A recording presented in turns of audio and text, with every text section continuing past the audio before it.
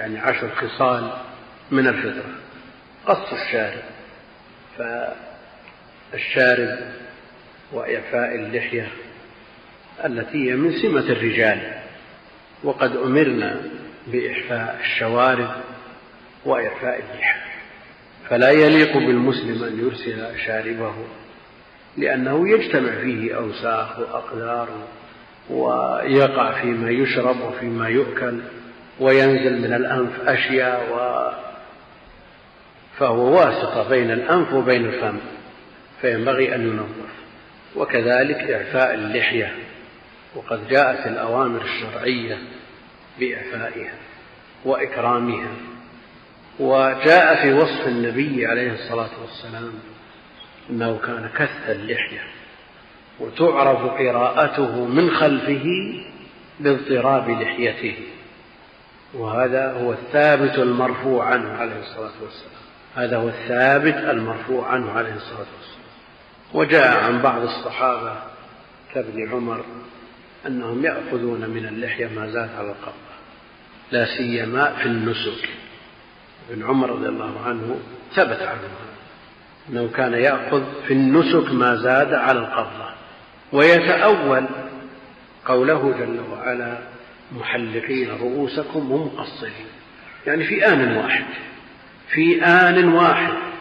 فالواو عنده هذه للجمع وليست للتقسيم، يعني ما هم محلقين بعضكم محلق وبعضكم مقصر، ليس للتقسيم ولا للتنويع، إنما هي للجمع. هذا فهمه رضي الله عنه. فإذا كان الرأس بيحلق وش يبقى؟ إيش نقصر له حلقنا الرأس؟ لا بد من قصر اللحية. هذا فهمه رضي الله تعالى عنه.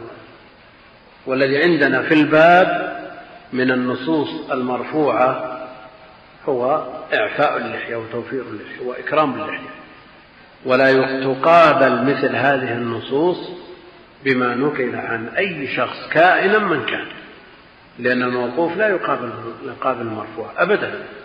وما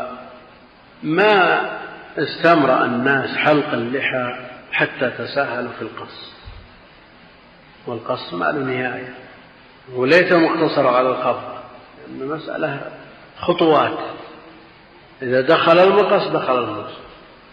تجد العلماء كبار فحول في الأقطار تساهلوا في هذا الأمر، وقصوا ما زاد على القبضة، ثم نقص هذا وزاد هذا، ويضبون لازم تساوى اللحية وجار المقص وما أدري إيش، وغفلت عن الحلاق علشان إيش؟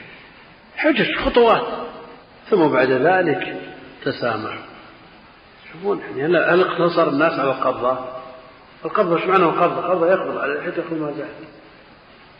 ومر علينا ومر عليكم من يدرس الكتاب والسنة، التفسير والحديث والفقه، من هو أمهلوا لأنفسهم فأخذوا كل شيء من مسألة القبض. الشيطان لا ينتهي عند حد. ودرسنا واحد في الشريعة قبل 35 سنة يقول القبضة هكذا، اصبع واحد، لا ورافع أن الأصبع رافع، دي قبضة، من تلاعب الشيطان. فقد أحسن من انتهى إلى ما سمع. سمعنا التوفيق، سمعنا الإكرام، سمعنا الإعفاء. جاء في وصفه عليه الصلاة والسلام ما جاء: يا ابن أم لا تأخذ بلحيتي، لحية طويلة شلون بيأخذ وهي قصيرة؟ فعلينا أن نحافظ على هذه، هي شعيرة من شعائر الإسلام، شعيرة ظاهرة من شعائر الإسلام، وجاء الأمر بها، فحلقها حرام. ونقل بعض أهل العلم الإجماع على تحريم حلق اللحية، ثم يأتي من يأتي أن يقول هذا من باب الآداب ومن باب العادات، يعني إذا قال سنة مؤكدة تشفقوا الناس مع طول الزمن وكثرة رؤية من يتساهل بهذه الشعيرة. فعلى المسلم أن يثبت، لسيما طالب العلم، أن يأخذ الدين بقوة، بحزم وعزم، لا يتأثر بكل مرأة وبكل كلام وبكل ناعق.